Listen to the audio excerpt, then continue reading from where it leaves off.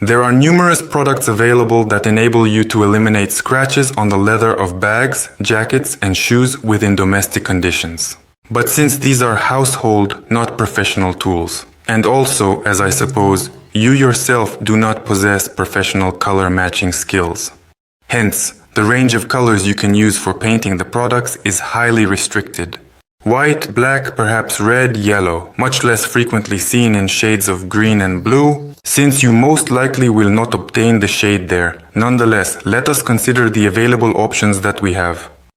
To restore, you will need either a rubber glove or a brush, the product on which you are performing restoration, and the means with which you will eliminate scratches are necessary.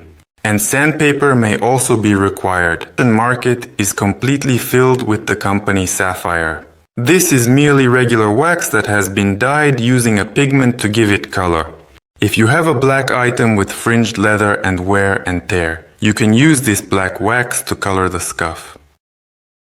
Wax glues the scales of the skin, creating an illusion of smoothness. Thus, for some time you eliminate the wear.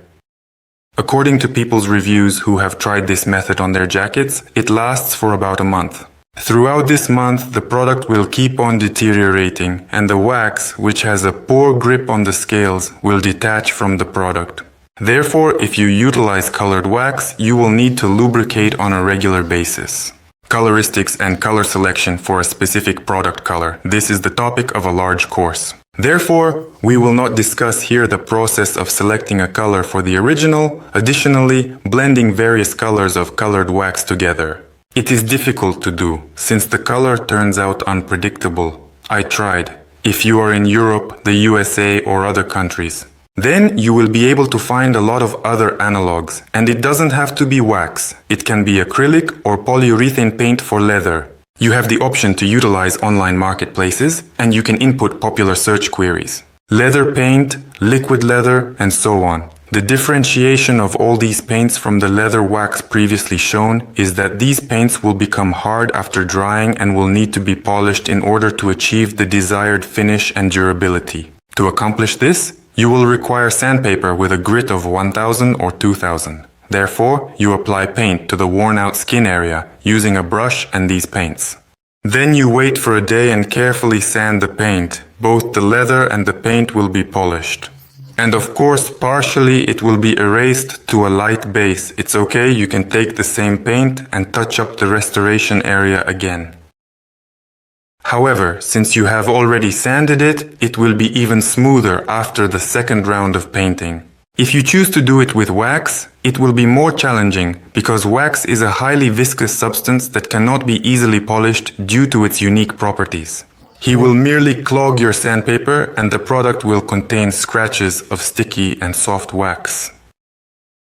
In general, without going into the details of coloristics, color matching to the original and chemical formulas for the correct application of dyes, the process of restoring surface abrasions superficially looks something like this.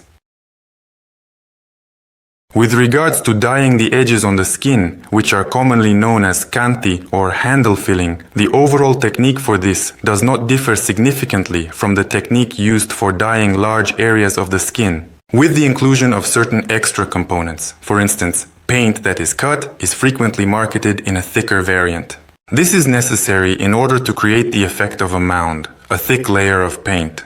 Popular models of manufacturers that are publicly accessible and can be purchased on any marketplace, which you can easily see on your screen.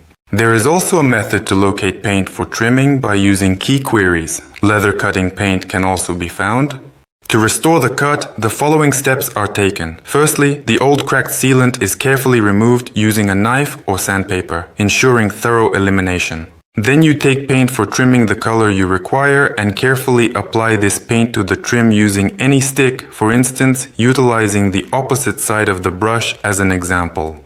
This process can be repeated every hour for 3 to 4 times in order to establish a layer of dried paint that is thick enough to meet the desired specifications. After a period of 24 hours, the paint will have reached a level of hardness that allows it to be sanded using sandpaper with a grit of 1000 or 800. If you encounter any sizable stalactites, you have the option to use a knife to cut through them. The polished and refined edge can then be recoated with a thin layer of paint to minimize and create a more uniform coloration.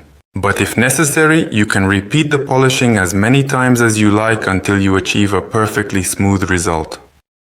How long will this paint last on the trim? Well, I guess approximately the same duration as the original held. Similar to the original case, we refrained from using adhesion to fix the paint to the cut surface, just as we did before in order to maintain consistency.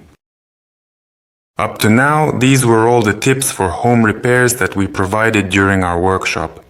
Be sure to write in the comments how this video can be supplemented and what questions about restoration you are waiting for answers to. See you in the comments. Until we meet again.